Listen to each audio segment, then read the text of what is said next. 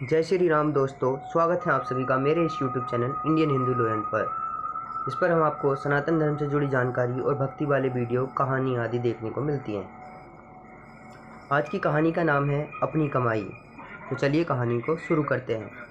रात काल अमीर बाप ने अपने आलसी और आराम तलब बेटे को अपने पास बुलाया और कहा, जाकर कुछ कमा, नहीं तो रात को भोजन नहीं मिलेगा।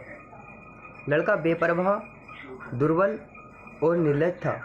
परिश्रम करने का उसे तनिक भी अभ्यास नहीं था। वह सीधा अपनी माँ के पास गया और रोने लगा।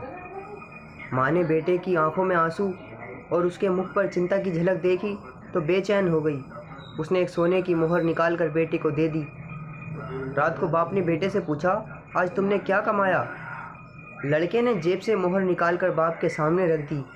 बाप ने कहा, इसे कुएं में फेंका। लड़के ने तत्परता के साथ पिता की आज्ञा का पालन किया। अनुभवी पिता सब कुछ समझ गया। दूसरे दिन उसने अपनी पत्नी को उसके मायके भेज दिया। तीसरे दिन उसने फिर लड़के को बुलाकर कहा, जा कुछ कमा ला, नहीं तो रात को भोजन नहीं मिलेगा। लड़का अपनी बहन के पास जाकर रोने लगा। बहन ने अपना श्रृंगारदान खोला, उसमें से कुछ 1 रुपया निकाल कर भाई को दे दिया।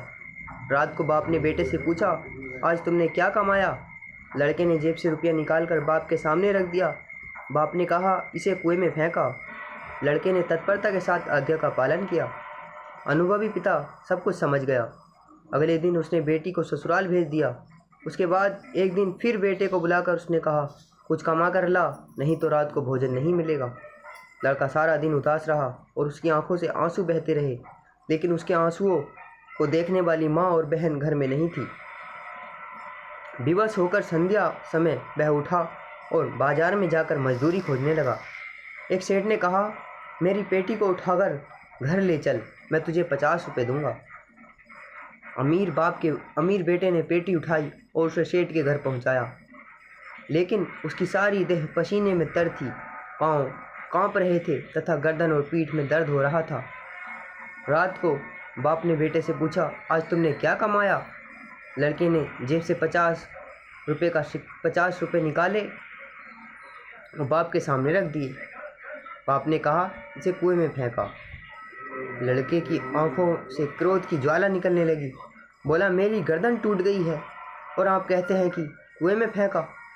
अनुभवी पिता सब कुछ समझ गया। दूसरे दिन उसने अपना सारा कारोबार बेटे को सौंप दिया। दोस्तों, अगर आपको ये कहानी अच्छी लगी हो तो वीडियो को लाइक और चैनल को सब्सक्राइब करें। जय श्री राम।